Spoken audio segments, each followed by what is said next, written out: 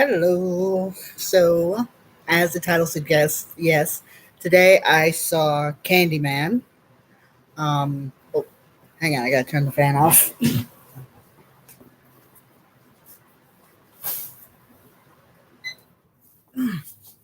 That way you can hear me better.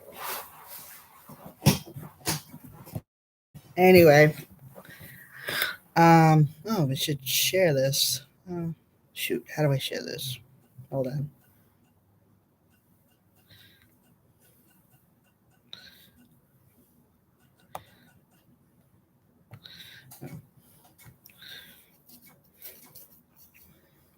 Oh, here we go.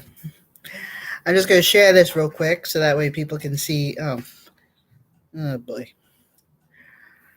For some reason, does anyone else have this problem? For some reason, Facebook will not connect to my YouTube, so now I got to do this manually. So it's just going to be a few minutes.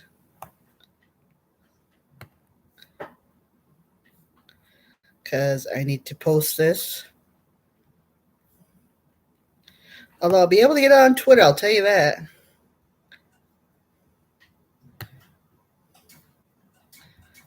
Okay. Got that going. Now let's see if we can get it on Twitter.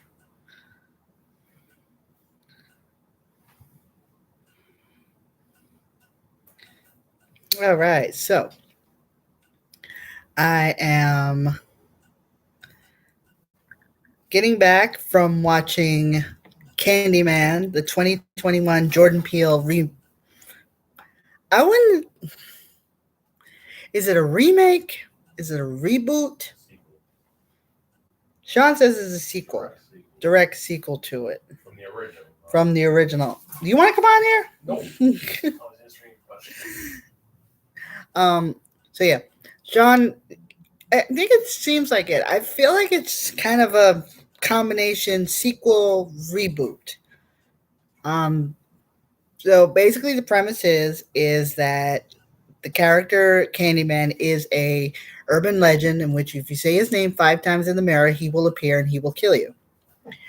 Well, this artist delves into the story, but without going into too many details, the more the artist delves into the story, the more the story starts to delve into him. So everyone starts getting affected. It is just it is okay. It's a very dark movie, and I don't mean dark in a sense that the subject matter. It's a horror movie, of course it's going to be, but visually, it's dark. There's a lot of elements to it that like it just. It's a very moody. It's a very moody film. I don't want to say art house.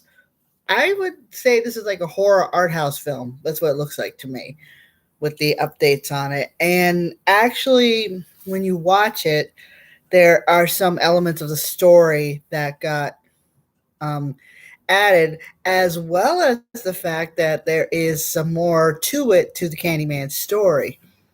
I don't want to go into too many details because I did not put a spoiler alert on this. But however, I will say that it does take the Candyman story and turn it on a dime. I mean, it is amazing. And yes, if you watch closely, there are lots of Easter eggs for the original Candyman. One of which you already saw in the trailer. Vanessa Williams, who played the mother in the first Candyman movie, she is back in this one. And a lot of references to it. Something I already knew. I'm not going to spoil it, but something I already knew was confirmed. And I was happy about that because it was like, yes, now what happened to him after the fact?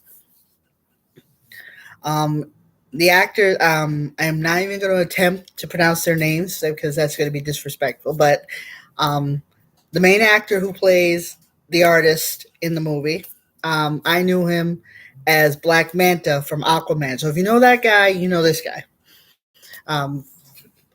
So he was brilliant in the lead, and his love interest, I know her as the woman who's going to become Proton in the Marvel Cinematic Universe from the WandaVision series, if you watch that.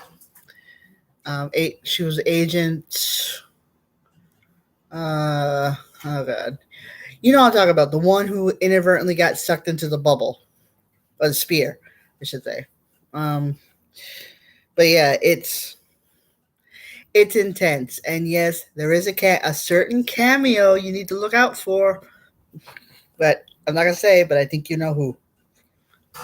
Overall, I thought the movie was very intense, very.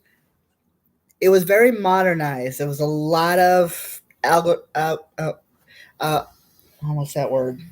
I don't want to say algorithm, but allegory about today's society as far as you know, considering the political climate. I think when this movie came out, it was the height of the Floyd trial, but there's a lot of hidden messages with that in this movie, and it does suck you in, and you just are left with, like, for me, I was like grabbing the seat and I felt like I was going to cry at the end of this movie because it was just so intense. And you have to stay for the credits. There is some credit scenes, and when you watch them, you see how it all ties together. So if you get a chance to stay for the credits, especially after the last scene of the movie. But overall, Candyman is a fantastic movie. I thought it was one of the best horror movies I've seen in a long time, and I can't wait. Some of the trailers before the movie, there were some that looked interesting. Like Sean, you said you wanted to see that Malignant one. Yeah, the new movie that James Wan did, Malignant. James Wan's also the guy who did the Insidious, Conjuring, and ironically enough, I mentioned it earlier, Aquaman. That one. We saw the trailer for Shang-Chi, Legend of the Ten Rings. Planning on seeing that next. That'll probably be my next review. So, No Time to Die. No. And I don't know what fertile mind decided it was a good idea to do another Jackass movie. Ish. There was also a movie that looked kind of interesting that looked like a cross between Suspiria and One Night in Paris. It's called The Last Night in Soho and has Anna Taylor Joy. You know her from The Queen's Gambit as well as The Witch. So there was that one. And I feel like I'm missing a trailer. Do you remember any of them? No. The trails were forgettable. Not a lot of coming out that looks interesting, so I wasn't paying too much attention to most of them. Yeah. So if the movie guy says that none of them looked interesting, who's to say? But like I said, one I like anyway. So yeah, he's probably gonna go see Malignant. I bet you money he's gonna go see Malignant. Yeah. That's all him because I'm not a. I like the Conjuring. I like the first two Conjuring movies, but other than that, not so much. But yeah, as far as Candyman goes, highly recommend it. Go see it. It is scary. It is intense.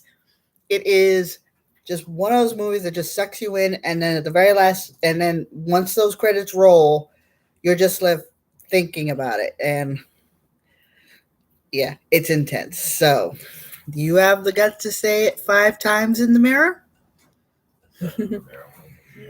All right. I'll talk to you guys soon. Take care. Go see Candyman. All right. Bye. Did that help? You're welcome. One way, wrong one.